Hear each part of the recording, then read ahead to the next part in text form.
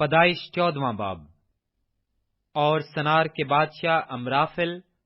اور الاثر کے بادشاہ اریوک اور الیام کے بادشاہ کدر لا عمر اور جوئم کے بادشاہ تدعال کے ایام میں یوں ہوا کہ انہوں نے سدوم کے بادشاہ بر اور امورا کے بادشاہ برش اور ادما کے بادشاہ سنیب اور زبوئم کے بادشاہ شمبر اور بالے یعنی زخر کے بادشاہ سے جنگ کی۔ یہ سب سدیم یعنی دریائے شور کی وادی میں اکٹھے ہوئے۔ 12 برس تک وہ کدر لا عمر کے مطیع رہے، پر 13ویں برس انہوں نے سرکشی کی۔ اور 14ویں برس کدر لا عمر اور اس کے ساتھ کے بادشاہ آئے، اور رفائم کے استرات کرنیم اور زوزیوں کو ہام میں اور امیم کے سوئے کریتم میں اور ہوریوں کو ان کے کوہ شیر میں مارتے مارتے الفاران تک جو بیابان سے لگا ہوا ہے آئے۔ پھر وہ لوٹ کر عین مسافات یعنی کادس پہنچے اور املیکیوں کے تمام ملک کو اور اموریوں کو جو حسیسون تمر میں رہتے تھے مارا۔ تب سدوم کا بادشاہ اور امورا کا بادشاہ اور ادما کا بادشاہ اور سبوئم کا بادشاہ اور بالے یعنی زخر کا بادشاہ نکلے، اور انہوں نے سدیم کی وادی میں مارکا ارائی کی، تاکہ الیام کے بادشاہ کدر لا عمر اور جوئم کے بادشاہ تدعال اور سنار کے بادشاہ امرافل اور الاثر کے بادشاہ اریوک سے جنگ کریں۔ یہ 4 بادشاہ ان 5 کے مقابلہ میں تھے، اور سدیم کی وادی میں جا بجا نفت کے گھڑے تھے، اور سدوم اور امورا کے بادشاہ بھاگتے بھاگتے وہاں گرے، اور جو بچے پہاڑ پر بھاگ گئے۔ تب وہ سدوم اور امورا کا سب مال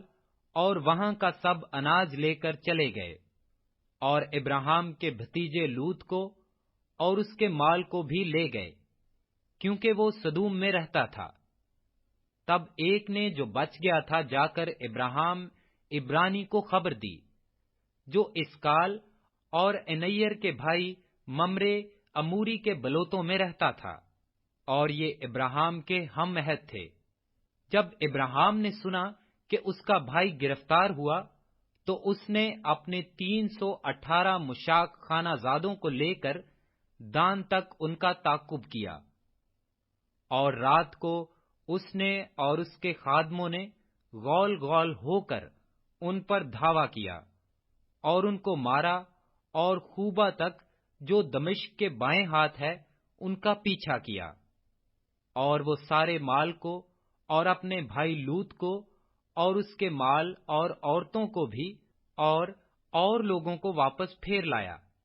اور جب وہ کدر لا عمر اور اس کے ساتھ کے بادشاہوں کو مار کر پھرا، تو سدوم کا بادشاہ اس کے استقبال کو سوئی کی وادی تک جو بادشاہی وادی ہے آیا،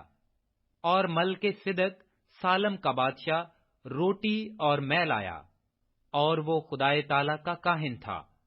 اور اس نے اس کو برکت دے کر کہا کہ خدائے تعالی کی طرف سے جو آسمان اور زمین کا مالک ہے، ابراہیم مبارک ہو،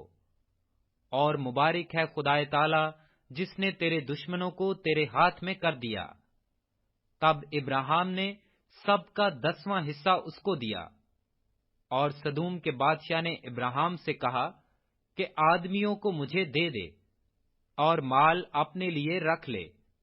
پر ابراہیم نے سدوم کے بادشاہ سے کہا کہ میں نے خداوند خدائے تعالی